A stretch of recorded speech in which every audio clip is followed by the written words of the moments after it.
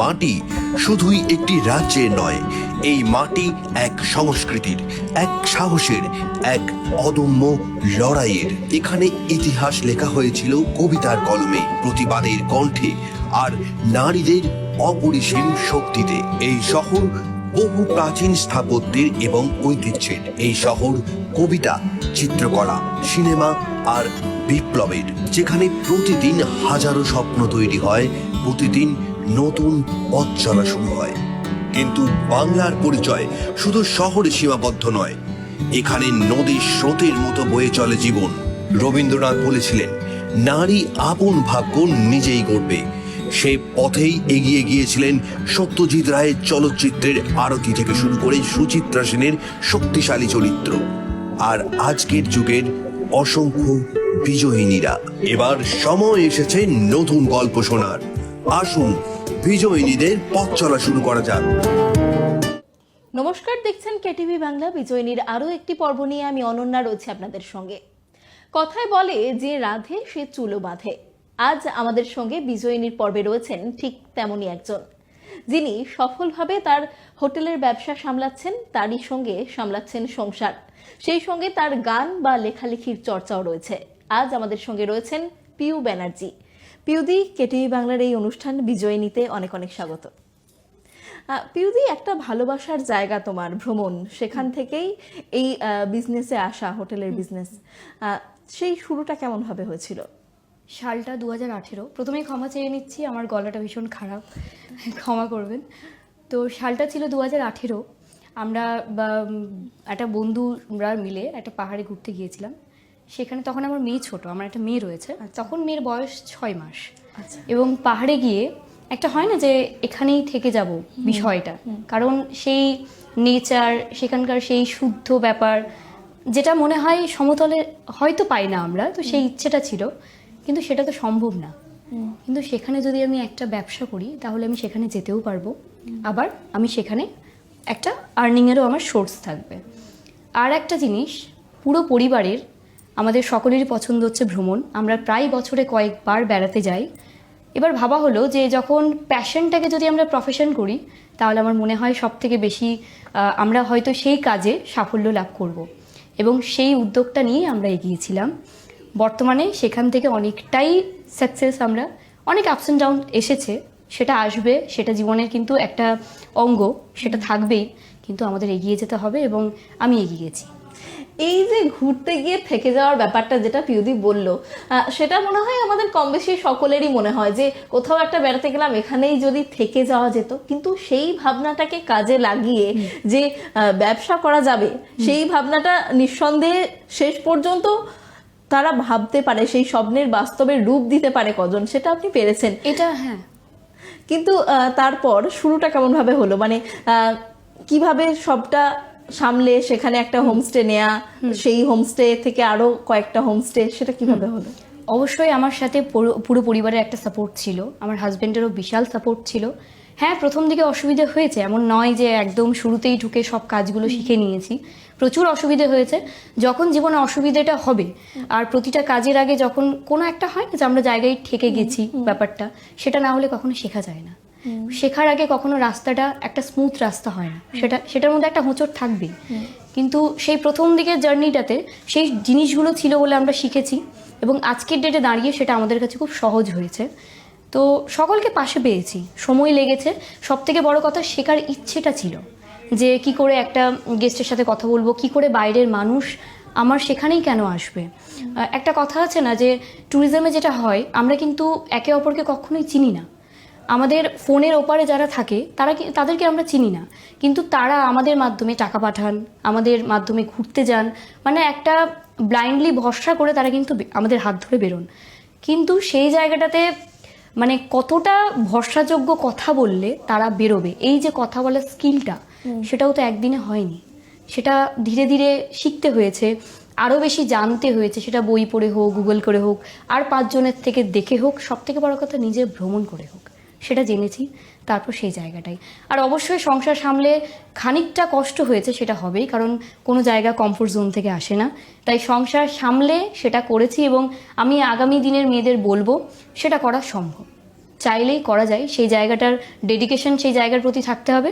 আর দ্বিতীয় কথা হচ্ছে কমফোর্ট জোন থেকে বেরিয়ে আসতে হবে, যে আমি রান্নাটা শেষ করলাম, আমি বিয়ে করলাম, আমি বাচ্চাটা হলো, আমি আর কিছু করতে পারবো না, এটা নয়, আরো করা যায়। একদমই। অনেকেই বিয়ের পর নিজেদের প্যাশনটা হয়তো ছেড়ে দেন, নিজে কিছু করব এই ভাবনাটাই হয়তো ছেড়ে দেন, কিন্তু এই বিয়ের পরে বাচ্চা সামলে সংসার সামলেও যে কিছু করা যায় সেটা কিন্তু অনেকেই করছেন, এবং মনের জোর থাকলেই বোধহয় সেটা করা যায়। একদম একদম, মনের জোরটা অবশ্যই লাগবে। আর একটা কথা আছে না, যে চিত্ত যেথা ভয় শূন্য উচ্চ সেথা শির, তো একটা জিনিসের প্রতি না সাহস লাগে। হ্যাঁ, আমি কাউকে অসম্মান করতে বলছি না, সম্মান দিয়ে সেই জায়গাটার প্রতি যদি আমার সঠিক একটা নিজের থেকে দিতে পারি যে না আমি এই জায়গাটা আমার দরকার, আর তার মধ্যে হচ্ছে নিজের চাওয়া, তোমার সেই জায়গাটার প্রতি কতটা চাওয়া, তাহলে কিন্তু সেটা পারবে। ওই যে কথা বললাম যে আমাদের সম্পর্কে দেখবে হাজবেন্ড থাকে, ফ্রেন্ড থাকে, বিভিন্ন বন্ধু বান্ধব থাকে, হয় না এই আমি তোকে কল করতে পারিনি, আমার না সময় হয়নি, আসলে সেটা না। যখন আমরা কোনো কিছুকে গুরুত্ব দিই সেই জিনিসের জন্য আমাদের কাছে কিন্তু 5 মিনিট 10 মিনিট 15 মিনিট একটা সময় বেরিয়ে আসে। ঠিক সেই রকম আমি কিন্তু একটা বনেদি ফ্যামিলির বউ, আমাদের কিন্তু একদম পুরো আগেকার সেই বনেদি পরিবার, এবং সেখান থেকে দাঁড়িয়ে বাড়ির সকলকে দেখে, সকলেও খুব ভালো, সবাই আমাকে খুব সাহায্য করেছে এক্ষেত্রে, না হলে আমি পারতাম না কিছু। আর সেই জায়গাটায় দাঁড়িয়ে আমার সেই জায়গার মানে চাওয়াটা যে আমি ওই জায়গাটায় আমাকে যেতে হবে, এই বিষয়টা না থাকলে আমি পারতাম না। আমি কখনো ভাবিনি আমার রান্নাটা শেষ আমি ঘুমিয়ে পড়ি, আমি এখন একটা মানে সিনেমা দেখি, এরকম ভাবিনি। আমি অফ টাইমে রিলও বানাই, বা কখনো এই যে রান্না করে একটা কোনো শ্যুটে চলে গেছি, গানের অ্যালবামের জন্য ভিডিও হয়েছে, তারপর হয়তো কোনো শ্যুটের ডাক এসেছে, আমি সেগুলো করেছি, আমি লিখেছি। আমি রাত্রেবেলা হয়তো কখনো শুয়ে আছি ফাঁকা টাইমে, হয়তো একটা পেজে লিখে ফেলেছি। তো আমি কোনো জায়গাটাকে সময়টাকে নষ্ট করিনি, আমার মনে হয়েছে ওই জায়গাগুলো কাজে লাগালে হয়তো একটা জায়গায় পৌঁছানো যায়, কিন্তু থামা যায় না, থামলে হবে না, সেই জায়গাটা যেতে হবে, এগোতে হবে। কিন্তু তুমি আর তোমার হাজবেন্ড মিলে যখন বিয়ের পর এই হোটেলের ব্যবসাটা শুরু করো, তখন তো পরিবারের তরফে কিছু বাধা এসেছিল যে কেন এই ব্যবসা, তখন পরিবারকে কিভাবে মানিয়েছিলেন? পরিবারের ব্যাপারটা ছিল একটা, হয় মানে আমার হাজবেন্ডও বাড়ির একমাত্র ছেলে, আর বাড়ির যেহেতু আরো ব্যবসা রয়েছে, তো একটা কথা ছিল কেন বাইরে যাবি, আমাদের হয়ে যাবে বা এটা। তো হ্যাঁ, ওখানে একটু ম্যানেজ করতে প্রবলেম হয়েছিল, বাবা মা একটা টেনশন থাকবে, ছেলে আমার বাইরে থাকবে, বা কি একটা দুশ্চিন্তা থেকে থাকে, যেহেতু তারা ছেলেদের বাইরে খুব একটা ছাড়েনি। তো সেই জায়গাটায় দাঁড়িয়ে কষ্ট হয়েছিল, হয়তো বোঝাতে হয়েছিল তাদের না না এটা হয়ে যাবে। তো ওরাও দিনে দিনে সহ্য করতে করতে, হ্যাঁ আমার ছেলেটা এখন সেফ থাকবে, আমার ছেলেটা বড় হয়েছে, আমার ছেলেটাও কিন্তু পারবে করতে। তো এই জায়গাটায় কিন্তু ওরাও গেছে, একবারে যায়নি, তারাও কিছুটা রাগ হতো, কিছুটা মন খারাপ হতো, কোনো সময় কান্নাকাটি করতো, কিন্তু একটা জায়গায় গেছে। আর সেটা হওয়াটা স্বাভাবিক নয়, একটা ছেলে যারা হয়তো খুব আঁকড়ে ধরে বড় করেছে, তারা বাইরে কি খাচ্ছে না খাচ্ছে, কিভাবে রাস্তায় যাচ্ছে, সেই চিন্তা কিন্তু একটা থাকবেই একটা বাবা মায়ের। তো সেটাও সম্ভব, কিন্তু সেটাকে একটা সময় দিতে হবে। একটা হুট করে আমি কিছু চাইলাম আর সেটা হয়ে গেল, সেটা কখনোই না। যে কোনো জিনিস একটা ধৈর্য, একটা সময়, সেটাও কিন্তু লাগে।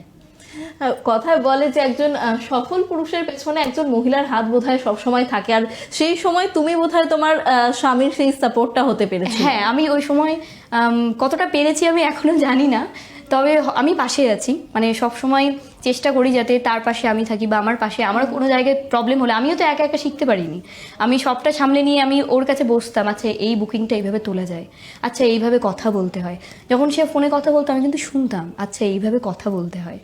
তো এই যে ব্যাপারটা, এই যে এইভাবে করতে হয়, বা হিসাব যখন লিখতো, আচ্ছা এইভাবে খাতা নিয়ে দিনে শেষে এরকম করতে হয়, তো সেটা বারংবার দেখার চেষ্টা করতাম এবং সেটা বোঝার চেষ্টা করতাম। তখন মনে হতো যদি এটা শিখতে পারি তাহলে হয়তো আমি তার পাশে দাঁড়াতে পারবো, এবং আমারও নিজের খুব ভালো লাগবে যে আমি একটা জায়গায় দাঁড়িয়ে রয়েছি, শুধুমাত্র কেউ আমাকে বলবে না যে আমি একটা বিয়ে হয়ে গেছে হাউসওয়াইফ, আমি এখন একটা ব্যবসা করি, নিজের প্যাশনগুলোকে টাইম দিই। তো ওই জায়গাটার প্রতি আমার সবসময় লক্ষ্য থাকতো, ওটা আমাকে শিখতে হবে। 2018-তে এত কষ্ট করে যে হোমস্টেটা তোমরা তৈরি করেছিলে, সেটা তো শেষ পর্যন্ত এখনো তোমাদের কাছে নেই, একটা বিপত্তি এসে যায়, এবং তারপর এখন তোমাদের নিজের জায়গায় নিজের হোমস্টে, এই জার্নিটার ব্যাপারে যদি একটু বলো। আমাদের 2018-তে প্রথম আমরা একটা হোমস্টে নিয়ে শুরু করেছিলাম। তো সেটা সে সময় একটা পার্টনার ছিল, দিয়ে আমাদের 22-এ হয়তো মতবিরোধের জন্য আমাদের দুজনে সেপারেট হয়ে যায়। আচ্ছা, সেইখান থেকে দাঁড়িয়ে একটা বিশাল ঝড় আসে, তখন মনে হয়েছিল যে সবটা থামিয়ে দিই, আর মনে হয় ট্যুরিজমে এগানো যাবে না।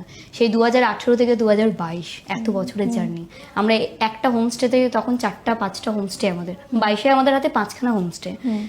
সেই জায়গাটায় দাঁড়িয়ে তখন আর্টজাস্তিককে সবাই চিনতো, আমি নামও বলছি, আর্টজাস্তিক নামে তখন একটা ট্যুরিজম ছিল, আমরা লিজে হোমস্টে নিতাম এবং সেখান থেকে 1টা থেকে 5টা এইভাবে আমরা এগিয়েছিলাম। যাই হোক 22-এ মতবিরোধ পার্টনারের সাথে আমরা কিন্তু থেমে গিয়েছিলাম, মানে আমার হাজব্যান্ড একদমই থেমে গিয়েছিল। তো সেই জায়গাটাই মনে হয়েছিল যে লাইফে না দুঃখ কষ্ট খারাপ সময় এগুলো আমাদের পার্ট অফ লাইফ, আর ওই সেখান থেকে সুন্দর করে বেরিয়ে যাওয়া সেটা আমাদের আর্ট অফ লাইফ। তো আমাদের থামলে চলবে না, আমাদের এগিয়ে যেতে হবে। তো 22-এ যদি আমি আজকে থেকে যেতাম তাহলে 23-এ কোনোদিনও জলদাপাড়ার বুকে মাটি কিনতে পারতাম না, 24-এ কোনোদিন নিজের একটা ওন রিসর্ট তৈরি হতো না। তো ওই যে থামলে চলবে না, বাধা বিপত্তি আসবে, এরকম কখনোই নয় যে একটা স্মুথ লাইফ থাকবে, লাইফ তোমার জন্য একটা সোজা রাস্তা করে দেবে এবং সেই রাস্তাতেই আমি হাঁটবো, তা কখনোই নয়। তোমার কষ্ট আসবে, কিন্তু তোমার তার প্রতি কি নেশা, কি তার প্রতি তোমার ডেডিকেশন, সেটা তোমার তার প্রতি আর নিজের প্রতি আত্মবিশ্বাস, আমি করতে পারবো, তুমি কতটা পারবো। আর ওই পারবো বলে বসে থাকলে সেটাও কিন্তু নয়, পারবো বলে তুমি কতটা দিচ্ছ সেই কাজের প্রতি, তো সেটা একটা বিষয়। তো থেমে থাকিনি বলেই হয়তো আজকে মানে জীবনটাও আমাকে নিয়েই যাচ্ছে এগিয়ে, তো এগিয়ে চলেছি সবার আশীর্বাদে। বেশ, আমরা আবারও ফিরবো গল্পে, কিন্তু তার আগে নিয়ে নিচ্ছে একটা ছোট্ট বিরতি। ফিরে আসছি বিরতির পর, সঙ্গে থাকুন। ফিরে এলাম বিরতির পর। আজ আমাদের সাথে রয়েছেন পিউ ব্যানার্জি, তার সাথে আমরা এতক্ষণ গল্প করছিলাম। পিউদি, আমরা বিরতিতে যাওয়ার আগে কথা বলছিলাম যে জীবনের আপস অ্যান্ড ডাউনস এগুলোর কত দরকার রয়েছে, এবং সেখান থেকে তুমি তোমার জীবনের যে একটা খারাপ সময়, যখন তোমাদের পার্টনার তোমাদের বিজনেস থেকে বেরিয়ে যায়, সেই সময় যে ঝড়ঝাপটা যে সামলেছিলে সেটার গল্প শোনাচ্ছিলে, এবং তারপর কি হলো এই 2024-এ তোমাদের নিজেদের হোমস্টে যখন হলো, তখনকার অনুভূতিটা ঠিক কেমন, কিভাবে হলো? প্রথমে বলবো যে নতুন কিছু হওয়ার অনুভূতিটা, এটার সকলকে বলার কিছু নেই। আমরা যখন কোনো কাজে একটা মানে সাফল্য অর্জন করি, সেই সময় আমাদের কিন্তু আর সেটা ওই অনুভূতিটা ভাষায় প্রকাশ করার মতো থাকে না। সেটা আমারও হয়েছিল, আর 5 জনের মতোই। তো লাইফে এই আপস অ্যান্ড ডাউন, এই চড়াই উতরাইটা, এটা কিন্তু লাইফে খুব দরকার। কারণ কখনো ওই কমফোর্ট জোনে থেকে না কখনো লাইফকে চেনা যায় না। যেমন একাকিত্ব লাইফের জন্য খুব জরুরি, মানে যেমন মানুষ একাকিত্বে না পড়লে কিন্তু মানুষ বুঝতে পারবে না যে মানুষ নিজের মধ্যে কি দেখতে পাচ্ছে। প্রত্যেকের মধ্যে কিছু না কিছু রয়েছে, কিন্তু সেটা আগে নিজের মধ্যে যাচাই করতে হবে। আমি ওই ফেস্টিভ লাইফে থাকলাম, আমি রোজ ঘুরে বেড়াচ্ছি, 5টা রেস্তোরাঁয় যাচ্ছি, আমি নিজের মধ্যে কিন্তু দেখছি না আমার মধ্যে কি রয়েছে। তো একাকিত্ব যেমন লাইফের জন্য খুব একটা দরকার জিনিস, তো সেই রকম হচ্ছে লাইফের এই আপস অ্যান্ড ডাউনটা প্রচণ্ডভাবে দরকার। কারণ খারাপ সময় আমাদের যা শেখায়, যেমন খারাপ সময় আমরা বুঝতে পারি আমাদের পাশে কোন মানুষ রয়েছে, ঠিক খারাপ সময়ে আমরা বুঝতে পারি আমরা জীবনে কতটা শক্ত হয়েছি। এবং আমাদের এই শক্ত করার পিছনে খারাপ সময়টা কিন্তু বিশালভাবে, কিন্তু কি বলবো, তার প্রতি কৃতজ্ঞ থাকা উচিত যে হ্যাঁ, আমাদের ওই খারাপ সময়টা এসেছিল বলে আমরা আজকে ভালো দিকটা মানে শিখতে পেরেছি, ভালো জায়গাতে পৌঁছতে পেরেছি। আর সব থেকে বড় কথা, সময় আমাদের এতটা মানে পরিশ্রমী এতটা শক্ত করে দিয়েছে, ওই হালকা কিছু জিনিসে আর ভেঙে দেওয়া যাবে না।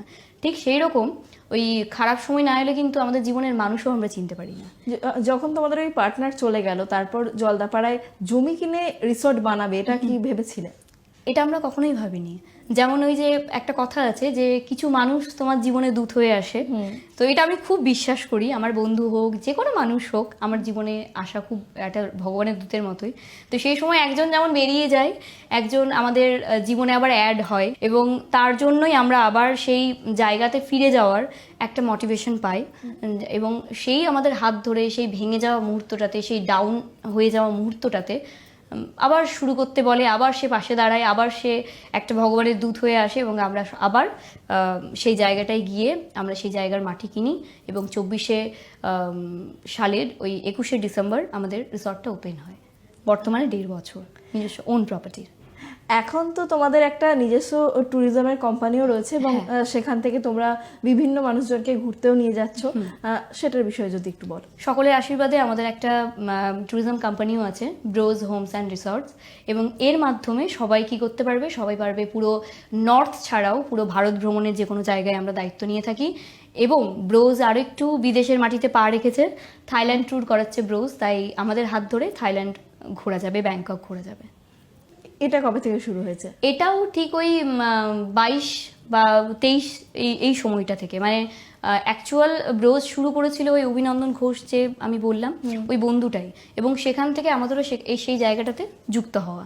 এখন আমরা সবাই মিলে এই ব্রোজ কোম্পানিটাকে চালাই, এবং এই ব্রোজ শুধু নর্থে না, মানে পুরো ইন্ডিয়াটার, যেখানে সিমলা হোক, দেরাদুন হয়ে গেল, আর কোথাও হয়ে গেল, তো সেখানে মানে সমস্ত দায়িত্ব বহন করে, মানে একদম নির্দ্বিধায় চোখ বন্ধ করে ব্রোজের হাত ধরে ঘোরা যায়। আর ব্রোজের সাথে থাইল্যান্ড, ব্যাংককে কিন্তু এখন আমরা করাচ্ছি। বাহ। তা এই যে হোটেল রিসর্টের বিজনেস, তার সাথে এই ট্যুরিজমের ব্যবসা, তোমার ভূমিকাটা কি থাকে? আমার ভূমিকা থাকে, আমিও গেস্ট মানে হ্যান্ডেল করি। যেমন সিসামারাটা অনেকটাই আমি দেখছি এখন। তো সেখান থেকে গেস্ট তোরা তো থাকি, আরও বিভিন্ন যারা ট্যুরিজম আমাদের সাথে যে সমস্ত ট্রাভেল এজেন্সি কোম্পানিগুলো আছে তারাও আমাদের বুকিং পাঠায়, তো তারাও থাকে। সেইগুলো হয়তো আমি কিছুটা বুকিং তুলছি, কিছুটা আমার হাজব্যান্ড তুলছে, বিভিন্ন এজেন্সিস দিচ্ছে সমস্ত। তো এই ভূমিকা সমুদয়, মানে আমিও গেস্ট তুলছি, মাঝে মধ্যে মেয়ের ছুটি হলে স্কুলের আমিও গিয়ে সেখানে দেখছি কোন জিনিসটা লাগবে, কোন জিনিসটা ছিঁড়ে গেল, কিচেনের কোন জিনিসটা আমার দরকার আছে, স্টাফরা ঠিকঠাক কাজ করছে কিনা। তো এই বিষয়টাও দেখছি, ভালো লাগছে, একটা ভালো সময় কাটাচ্ছি। আচ্ছা, এই যে স্টাফ হ্যান্ডলিং, ক্লায়েন্ট হ্যান্ডলিং, ক্লায়েন্টকে হ্যান্ডেল করার বিষয় থাকে, তো সেখানে অনেকেই আছে যে মেয়েদের কর্তৃত্ব ঠিক মানতে পারে না, সেরকম কিছু কি ফেস করেছো কখনো? না, সেরকম এখনো অবধি আমি কিছু ফেস করিনি। তবে হ্যাঁ, একটা রিসর্টে যখন একটা হয় না যে আমাদের প্রায় 20 জনের উপরে স্টাফ কাজ করছে আমাদের টোটাল, তার মধ্যে আমাদের সিসামারার প্রপার্টিতেও একজন মহিলা কর্মচারী আমরা রেখেছি। এবং রাখাতে সুবিধা কি হয় যে একটা হয় না যে একটা ছেলে মেয়ের মধ্যে একটা ডিফারেন্স থাকলেও একটা মেয়ে সুন্দর যে যত্নটা করতে পারে, সেখানে কিন্তু একটু ছেলেরা পিছিয়ে মনে হয়। কিছু কিছু ছেলেরা হতে পারে খুব সুন্দর, কিন্তু মেয়েরা খুব গুছিয়ে একটা হয় না যেমন সংসার করতে পারে, সবকিছু গুছিয়ে করতে পারে। তো আমাদের সিসামারাতেও রয়েছে একটা মহিলা কর্মচারী, আমাদের গ্যাংটকেও রয়েছে লোকাল কর্মচারী, ইভেন আমাদের সামালবঙ্গেও রয়েছে লোকাল কর্মচারী। তো আমার মনে হয় যে মেয়েরাও পারে। আচ্ছা, এই বিজনেসের পার্টটা তো শুনলাম, তার সাথে সাথে খুব সুন্দরভাবে তুমি তোমার প্যাশনকে ফলো করছো, লেখালেখির সাথে যুক্ত রয়েছো, তোমার বই বেরিয়েছে, তারপর গানটাও নিয়মিত চর্চার মধ্যে রয়েছে, তোমার অ্যালবাম বেরোয়। তো সেটা কিভাবে সমান তালে সব দিকটা বজায় রাখছো? এটা ওই একটাই কথা, যেটা ভালোবাসি, ভালোবাসার কাজের জন্য কিন্তু সময় বেরোয়। মানে যেমন ওই যে কোনো মানুষ তোমাকে ভালোবাসলে ফোন করবো না বা সময় নেই, এই কথাটা ভুল।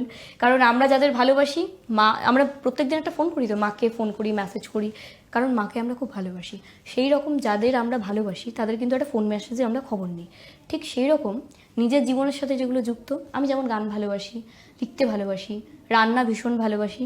তো এই ভালোবাসারগুলো, এই কাজগুলোতে না সময় দিতে মনে হয় সময় নিজেই বেরিয়ে পড়ে, যে এগুলোর জন্য কাজ দাও, ফাঁকা সময়টা মনে হয় একটু গান চর্চা করে নিই, একটু হয়তো অফ টাইমে বসে আছি, এক পাতা হয়তো মাথা দিয়ে লেখা বেরিয়ে এলো, লিখে ফেললাম। তো এইভাবেই চলছে। রিসেন্টলি তোমার একটা গান তো রিলিজ করছে, হ্যাঁ, সেটা নিয়ে যদি একটু কথা বলো। আমার রিসেন্টলি একটা গান রিলিজ করছে, যেটা 1 মার্চ, একটা ডিভোশনাল মানে গান। আর যেটা আমি আর আমার মেয়ের দুজনের ডুও থাকছে, মেয়ে ফার্স্ট টাইম আসছে ক্যামেরায়, এবং সেটা কৃষ্ণের একটা গান হচ্ছে, এবং যেটা অ্যাপেল বা স্পটিফাই সব রকম মিউজিক প্ল্যাটফর্মে শোনা যাবে, এবং ইউটিউবেও পিউ ব্যানার্জি প্রোডাকশনে দেখা যাবে। বাহ। তার সাথে সাথে লেখালেখিটাও তো চলছে, লেখালেখির সময় পাও? লেখালেখির সময় কারণ গানটা অনেক সময় হয়, যেটা তুমি বলছিলে যে রান্না করতে করতে একটু শুনলাম, এইভাবে প্র্যাকটিস করলাম, কিন্তু লেখালেখিটা তো একটা ভাবনা, একটা ডেডিকেশন দরকার হয়। মানে ব্যাপারটা হয় যে পেন ডায়েরি আমার খুব পছন্দের। মানে আমি একটা বুক ফেয়ারে গেলেও আগে চেষ্টা করি বই তো নেব, তার আগে একটা ভালো পেন ডায়েরি যদি থাকে তাহলে আমি কিন্তু ওটা ব্যাগে, আমার ব্যাগের মধ্যে অলওয়েজ একটা খাতা, ছোট্ট একটা নোটপ্যাড হলেও তার সাথে একটা পেন আমার থাকি। এবার সেটা হচ্ছে, হ্যাঁ, কোনো কোনো সময় এমন এমন একটা সিচুয়েশনে কিছু দেখে কিছু মাথায় এলো, সেটা হয়তো ওই মুহূর্তে লিখতে পারলাম না, কিন্তু মাথায় থাকলো আচ্ছা এটা কিন্তু লিখতে হবে, বেশ ভালো জিনিসটা এসছে। তো তারপর কারোর বই থেকে হয়তো আমরা একটু ইন্সপায়ার হলাম, লেখাটা ভালো লাগলো, তো এরকম যদি আমি লিখতে পারি তাহলে মনে হয় সবটা শেষ করে যখন নিস্তব্ধ হয়তো রাতে শুয়ে আছি বা খুব সকালে উঠেছি, একটু সময় পাওয়া গেছে, তখন কিন্তু 1-2 পাতা লেখা যায়। বা কোথাও ঘুরতে গেছি, বেসিক্যালি আমি যখন আমি নিজের প্রপার্টিতে যাই, একা বসে থাকি, তখন কিন্তু এই লেখার জিনিসগুলো খুব মাথায় আসে, এবং যখন আসে তখন সেটা পেনে আর ওই খাতার মধ্যে আমি লিখে ফেলি। তো এইভাবেই লেখাটাকে রেখেছি, মানে সেটার জন্য ভাবতে হয় না, ওই চলে আসে মাথাতে, এবং সেটাকে তৎক্ষণাৎ লিখে ফেলার চেষ্টা করি। এখন কি স্বপ্ন রয়েছে জীবনে? জীবনে এখন চাই এই হোটেলের ট্যুরিজমের ব্যবসাটাকে আরও এগিয়ে নিয়ে যেতে, মানে অনেকটা এগিয়ে নিয়ে যেতে, মানুষ যেন চিনতে পারে ঠিক ভালো আর সব থেকে বড় কথা হচ্ছে মানুষ যেন ভালো দিক দিয়ে চেনে। মানুষ যখন একটা ব্রোজের হাত ধরে যাবে, বা এই যে পিউ ব্যানার্জি হাত ধরে আমি ঘুরতে যাচ্ছি, সেখানে গিয়ে কিন্তু যেন কোনো কমপ্লেন না থাকে যে না আমি এটা পেলাম না, ওটা পেলাম না, এটা যেন না হয়। মানে পিউ ব্যানার্জি বা জয় ব্যানার্জি এদের হাত ধরে ঘুরতে গেলে বা ব্রোজের হাত ধরে ঘুরতে গেলে আমরা যেন সবটা পাই। আর এটাও একটা বিষয় আছে, আমি যেখানে আগে ঘুরতে গেছি হয়তো সেখানে গিয়ে দেখেছি, আমি কিন্তু খুব সাজতে গুজতে খুব ভালোবাসি, মানে ফ্যাশনটাও আমার খুব পছন্দের। তো সেখানে গিয়ে খুব মনে হয়েছে, ইস এই আয়নাটা যদি এরকম হতো তাহলে একটু খুব ভালো হতো, বা এখানে আয়না নেই, একটা আয়না থাকলে ভালো হতো। আর একটা বাঙালি হয় না যে বাঙালি খাবার একটা একটা বিশাল জিনিস, হ্যাঁ, মানে আমরা ঘুরতে যাবো, বাইরে একটু ভালো খাবো। ভালো খাবো, তো বাংলার বাইরে কিছুদিন থাকলেই না সেই বাঙালি আলু সেদ্ধ ঘি ভাত, সেই গরম ডালে ঘি ভাত, এইগুলো খুব মনে পড়তো, আলু ভাজা ভাত, তো সেইগুলো না খুব মনে করতাম বাইরে গিয়ে। তো আমার মনে হয় যদি আমি যে জায়গাটা একটা ফিল করেছি, একটা ল্যাকিং ছিল যে না এই জায়গাটা যদি পাওয়া যেত, সেই জিনিসগুলো আমি আমার ব্যবসার ক্ষেত্রে রেখেছি।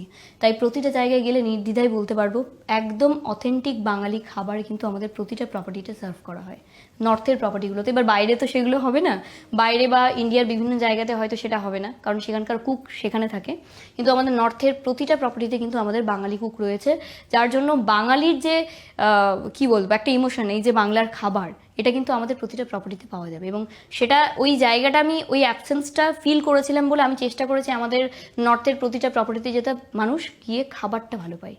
দ্বিতীয় হচ্ছে আয়না, পরিষ্কার পরিচ্ছন্ন, স্টাফ বিহেভিয়ার। আমরা কোথাও গেলে কিন্তু দেখবে কোনো একটা দোকানে বা কোনো একটা জায়গায় স্টাফদের বিহেভিয়ার খারাপ হলে কিন্তু আমাদের খুব গায়ে লাগে, সেভাবে বললো। তো সেই জায়গাটাও একটু লক্ষ্য রাখি যাতে আমার মতো আর 5 জন যেন এরম না হয়, বা আমার প্রপার্টিতে এসে এই কমপ্লেনটা না থাকে যেটা হয়তো সেই প্রপার্টির জন্য আমার কমপ্লেনটা ছিল। তো এই জিনিসগুলো লক্ষ্য রাখি। একদম ছোটখাটো খুঁটিনাটি বিষয় মাথায় রাখতে হয়। হ্যাঁ হ্যাঁ, তুমি তো জীবনে অনেকটা পথ পেরিয়ে এসে আজকে একটা মোটামুটি প্রতিষ্ঠিত জায়গায় রয়েছো। আজকের দিনে দাঁড়িয়ে যে সমস্ত মহিলারা স্ট্রাগল করছে, তাদের নিজেদের জীবনের লড়াই লড়ছে স্বপ্ন পূরণের জন্য, তাদের জন্য কি বার্তা দেবে? আমি একটা কথা বলবো, হাল ছেড়ো না, কখনোই না। নিজে যে স্বপ্নটা দেখবে আর সেই স্বপ্নটা যদি তোমার পছন্দের হয়, এমন নয় যে আর 5 জন করছে বলে আমাকেও করতে হবে, সেটা নয়। তুমি যেটাকে ভালোবাসো, তুমি গান ভালোবাসতে পারো, তুমি লেখা ভালোবাসতে পারো, আঁকা হতে পারে, তোমার বিভিন্ন যে দিকটা তোমার ভালো লাগে তুমি চাইলেই সেদিকে এগোতে পারবে। যেমন কেউ একটা রান্নার ব্যবসা করছে, বাড়ির থেকে হোম ডেলিভারি করছে, কেউ ক্লাউড কিচেন করছে, তো রান্নাটাকেও দিচ্ছে তো সেই জায়গাটা। ঠিক সেরকম আমি গান ভালোবাসি, তাই চেষ্টা করছি যাতে এই গানের জায়গাটা নিয়ে আমি কাজ করতে পারি। লেখাটা ভালো লাগে তাই লিখতে পারছি। তো পাড়ার যে এই পাড়ার নেশাটা, মানে পারতে হবে এই যে বিষয়টা, সেটা আগে ভেতরে আনতে হবে। আর অবশ্যই যে ওই যে কমফোর্ট জোন থেকে বেরাতে হবে, যে আমি ঘরে বসে থাকবো 24 আওয়ার্স টিভি দেখবো, বা আমি আজকে সারাক্ষণ একটা উৎসবের একটা মাহলে থাকবো, সেরকম করলে হবে না। যেটা ভালোবাসো সেটাকে নিয়ে এগিয়ে চলো। যেমন তোমার সন্তান, তো আমাদের কিন্তু প্রতিটা কাজ কিন্তু আমাদের সন্তানের মতো, তাকে যত যত্ন করবে সে কিন্তু বাড়বে, এবং সেটা ভালোভাবে বাড়বে। তো এটাই আমি বলবো যে থেমো না, হাল ছেড়ো না, যা ভালোবাসো, যেটাকে ভালোবাসো সংসারের পাশাপাশি করা যায়। বিয়ে হয়ে গেছে বলে জীবন শেষ, না না, বইয়ের মতো এটা একটা নতুন অধ্যায়। যেমন আমরা বইয়ে একটা পেজ উল্টোই আমরা নতুন গল্পের একটা সূচনা হয়, ঠিক সেই রকম বিয়ে হচ্ছে আমাদের একটা আরেকটা অধ্যায়, কিন্তু আমাদের লাইফের তো শেষ নয়। আমরা তো খাচ্ছি সেভাবেই, একটা ফ্যামিলি নিয়ে থাকছি, আরও নতুন নতুন একটা এক্সপিরিয়েন্স আমরা পাচ্ছি রোজ রোজ, যে কত মানুষের সাথে মিশছি, বা শ্বশুরবাড়িটাও নতুনত্ব, সেখান থেকে কত কিছু আমরা জানতে পারছি। তো সেই জানাগুলোকেই যদি আমি কাজে লাগাই, তো আমার মনে হয় লাইফটা আরও বেশি সুন্দর হয়ে যাবে। অনেক ধন্যবাদ পিউদি আমাদের এতটা সময় দেওয়ার জন্য। ঠিক যেমনটা আমাদের পিউদি বলল, যে নিজের কমফোর্ট জোন থেকে বেরিয়ে নিজের লক্ষ্য স্থির রেখে যদি নিজের ভালোবাসার জিনিসকে সঙ্গী করে এগিয়ে যাওয়া যায়, তাহলে নিশ্চয়ই একদিন লক্ষ্যে পৌঁছানো সম্ভব। আজকের মতো আমাদের বিজয়িনীর অনুষ্ঠান এই পর্যন্তই। সঙ্গে থাকুন, দেখতে থাকুন কেটিভি বাংলা। নমস্কার।